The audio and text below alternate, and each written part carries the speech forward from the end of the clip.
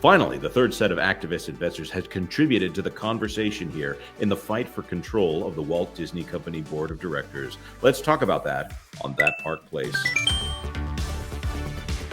Hello, I am Jonas J. Campbell, an investigative reporter for That Park Place, and here with me is my YouTube big brother, Mr. Valiant Renegade, the man who takes Hollywood through the business and financial lens of reality. How you doing, man? Good to be here. So glad to have you. I wanted to bring in an expert to go through some of the interesting filings from Blackwell's recently. I haven't really respected them maybe as much as I ought to have. I might have been a little dismissive in the past, but they've mentioned a couple of things that I wanted to get your expert opinion on, and I would go to no one else to ask these questions. They're hot and heavy over on the SEC website. They post multiple things a day to the SEC website, talking about how their campaign is going and everything that they say that's trying to sway votes in the proxy fight. They have to file with the SEC. And so sometimes it's a little embarrassing. Sometimes it's, I'll say, pretty engaging. This time it was, it caught my interest. This filing, as we can see, from Blackwell's Capital, Blackwell's Onshore, Jason Tabi, and the list of their nominees for the board of directors. Mm-hmm. Have this sinister-looking photo here, probably generated with AI, because Jason Tabi likes AI a lot.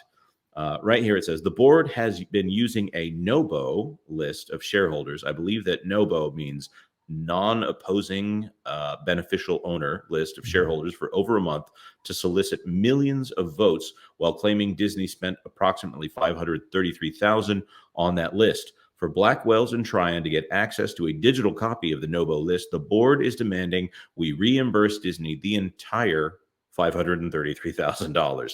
This means Blackwell's and Trian are apparently being asked to fully subsidize the board's use of the NOBO list. Valiant, what in the world is going on with the NOBO list? Well, okay, this is an interesting one. It's okay. Understand, folks, that a publicly traded company, especially when we're talking about S&P 500 companies, they're not the record holder. They're not what's called, or traditionally called, the transfer agent for their shares.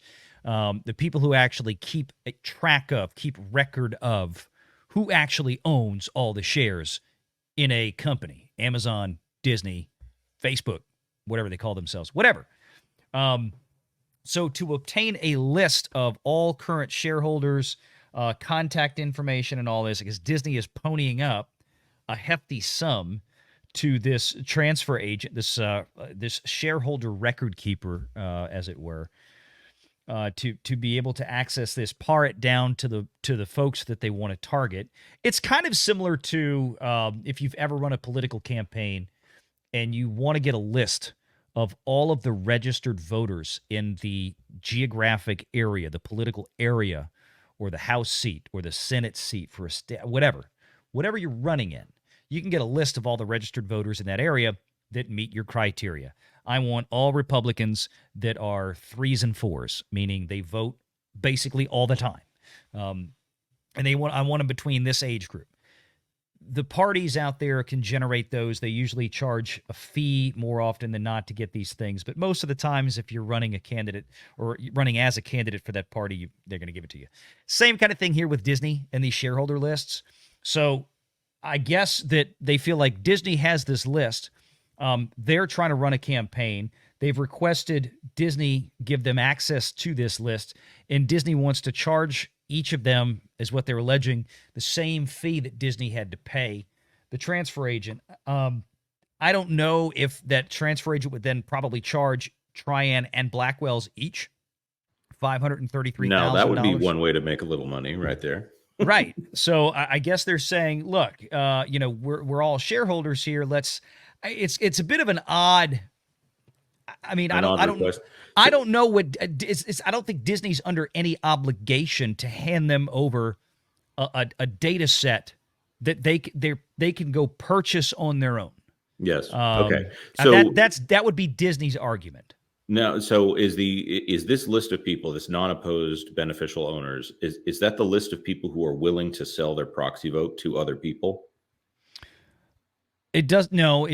I wouldn't think so. It doesn't mean that they're willing to sell their proxy vote, but it does give Disney a list of people that perhaps they could persuade. Hey, we'd really like you to help us, get through this proxy fight. It could also be possible that Disney would make them an offer for whatever, like 20 because cents a share or because whatever. there is Like, someone out there who is paying a pretty hefty sum. There's a bid on one of these exchange websites. mhm. Someone is saying we would like this many people to submit their proxies to us so that we can use their votes. That's, as you've explained it to me, it's perfectly legal because it's a business. It's not an election, and as political as Disney is, this is not a political election. So No. as far as the SEC is concerned, it's above board that these people have submitted some kind of bid that we will pay this massive amount of money for your vote in this proxy fight. Yep. Or more specifically, the power to vote your share, right? They're not saying we're going to give you, $100,000 to go vote this way. Mhm. We're gonna give you $100,000, and you're gonna turn over the voting power you have of those shares for this particular meeting to whomever is making that offer. And then that person is going to go make that vote. It's a private transaction. Like you said, we're not talking about a public election here for an elected official. So again, this may change next year or 2 years from now. The SEC may go, they ain't doing this anymore. It's very possible, but right now there's nothing stopping it. Okay. Yeah. So the other thing I wanted to ask is there's this large accusation that Blackwell's is actually doing a pretty good job of getting the press out on this. There's even the fan sites Inside the Magic even covered this, which was fascinating to me that Blackwell's retweeted an Inside the Magic article. And for those of my audience that follow Disney on Twitter, understand how hilarious that is. There's a story that Blackwell's found that ValueAct, who is the one activist investor involved in here, that actually says that Bob Iger is doing a great job. In fact, we have a couple of ideas. He can do them if he wants. We're a cool activist investor. We're going to let him do his thing, and we think he's doing a great job. Disney's getting a lot of press on how they quote unquote engage with shareholders by working with ValueAct, as opposed to all these crazies by implication that they don't want to work with. But this accusation here comes from Blackwell's, and they say that ValueAct has been a pension manager for 10 years for the Walt Disney Company. And as you talked about on your channel, I got to be a part of that conversation. If you are somehow here and aren't watching Valiant Renegade, go head over there and check out that conversation. ValueAct was a pension manager at least through 2022. I don't think we have access to the 2023 filing yet. Nope. But someone reached out to CNBC, or there was some communication there that said ValueAct is no longer a pension manager for the Walt Disney Company. But Blackwell's here is saying that there was no representation made here in their solicitations to say that they could become a pension manager for Disney yet again. Here, this idea that should ValueAct be considered a participant in this solicitation under SEC rules. This is on slide 10 of a presentation from Blackwell's, notice of exempt solicitation, and they define an exempt solicitation. I'm assuming they're right down here. They're going to the specific regulations in the SEC Act of 1934, saying that the exemption set forth in this paragraph shall not apply to any person who is likely to receive a benefit from a successful solicitation. So the question then becomes, by Blackwell's implication, is ValueAct going to become a pension manager again for Disney if this all ends well for them? Right. That's the question, right? So why did they leave in the first place? Maybe they want to get back now. Who knows? But they left. They no longer were receiving compensation from Disney in a business arrangement, and then have since, of course, taken a position to support the Disney board and, of course, also vote the shares that they now hold themselves as part of some of the hedge funds that they manage. So it's right on the cusp, right? But I mean, Okay. there's nothing So at this point, it sounds like right now. It's fine because there's nothing. Now, if this goes successful and then ValueAct is immediately rehired by Disney or said, hey, we're going to give you $500 million of this pension, this $15 billion pension, or at least as it was at the end of fiscal 22, then somebody could maybe raise a stink, right? Mhm. ValueAct, the big thing was, you remember, ValueAct got the deal that Disney offered Peltz, where they said, hey, we're going to give you, access to, being an observer of the board. You'll be privy to non-public information or whatever, or, that kind of deal they were striking up with Nelson Peltz. You got to sign an NDA. That would have put ValueAct in a precarious situation if obviously if they were still managing pension assets and things like this. So, I mean, now that they're a shareholder, just like, Disney tried to offer Peltz, and said, Peltz like, I don't want to be sitting in the corner. That's not what I do. I want to sit at the board table helping steer the company out of the mess it's put itself in. Right. He's made that very clear in his CNBC interviews, which it's kind of interesting. I haven't seen much out of ValueAct other than them being used as a token here to say, see, look, we do actually engage with our shareholders. So this is all fascinating to me. And there, of course, is more developing. The Disney company annual shareholders meeting is coming up in early April. And I am blessed to be a part of the Walt Economic Forum over there on the Valiant Renegade show when you do these amazing live streams going over the earnings calls live. So I'm really looking forward to this one in particular. I don't think Peltz can be ignored.